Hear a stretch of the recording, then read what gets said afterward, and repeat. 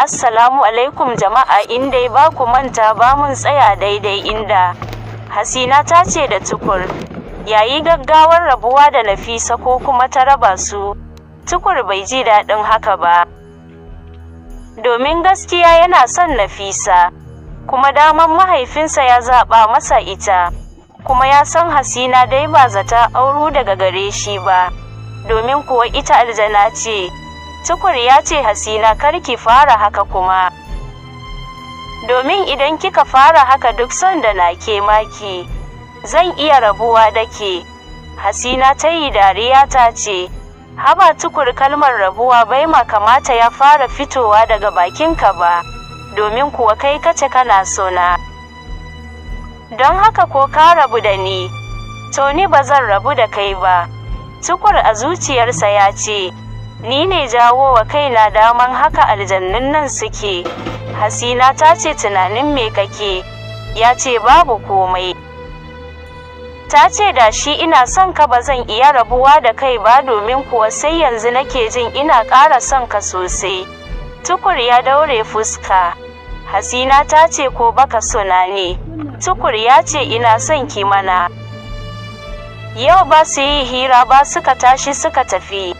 Tukur ya fara tunani ta ina zai biya rabu da Hasina, ba wai don baya son ta ba, amma a zuciyarsa ya ce ba zai yiwu ba, tun farko ni ne ce ko ya take ina son ta. Tukur ya je gidansu Nafisa suka yi hirar su ta soyayya. Washe gari Tukur ya ƙi zuwa wajen Hasina. Bayan ya gama kiwon dabbobi sai ya wuce gida. Yayi abubuwan da zai yi sai ya je hira wajen Nafisa. Ba karya, Tukur ya fara kamuwa da son Nafisa, domin kuwa ita yarinya ce mai natsuwa. Hasina ranta ya ɓaci sosai, ta fara tunani me za ta yi wa Tukur, sai ta shirya tsaf. Ta rikide ta koma siffar Tukur, ta nufi gidan su Nafisa, ta aika aka kira Nafisa.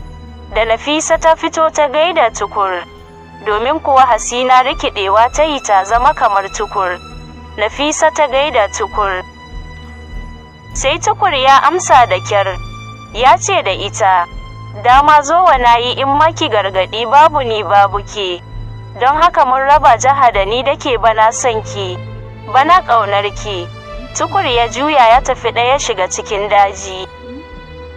Sai ta dawo siffarta ta ainihi, normal yadda take. Sai ta kyarkace da dariya, ta ce zan yi maganinsa. Ita kuma Nafisa duk ta fita rikice, domin kuwa ba ta taba ganin Tukur a haka ba, kuma tana son sa sosai, don haka duk ta bi ta canja ta faɗawa mahaifinta. Ya ce ta rabu da shi ko ya sake zuwa kar ta fita. Washe gari da Tukur ya je wajen Nafisa, sai ya aika a kirawo ta. Mahaifinta ya fito ya yi masa gargaɗi, ya ce ya ƙyale masa ɗiya tunda ya ce ba ya son ta. Tukur duk ya bi ya damu, yana tunani yaushe ya ce ba ya son Nafisa. Sai ya fara tunani ko Hasina ce ta yi masa wannan abun. Ya ce ba shakka ita ce za ta iya. Washe gari ya fita kiwon dabbobi, sai kwatsam ya ga Hasina, ba tare da ya je inda suka saba haɗuwa da ita ba. Hasina ta yi masa sallama, ta ce masa, ya aka yi kwana biyu baka zo ba? Tukur ya ce babu komai. Ta ce masa, a'a dai ka faɗi gaskiya. Ya ce gaskiyar kenan ai. Ta ce da shi ya budurwar nan taka. Ta ji yayi shiru, sai ta yi murmushi, ta ce da shi da kai nake mana. Tukur cikin baƙin ciki ya ce Hasina, wani ɗan baƙin ciki ya raba mu da Nafisa. Ta ce da shi ai sai da na ce ka rabu da ita. To ni ce nan ka gode wa Allah da ban yi mata wani raunin ba. Kaga da kai za a ce. Tukur cikin baƙin ciki Tukur ya ce Hasina, ni dai rabuwa zan yi da ke, tunda dai ke ba mutum ɓace. Ta ce da shi na ce maka kabar maganar rabuwa. Ta ce da shi kwanan nan za ta ɗauke shi ta mai da shi garinsu.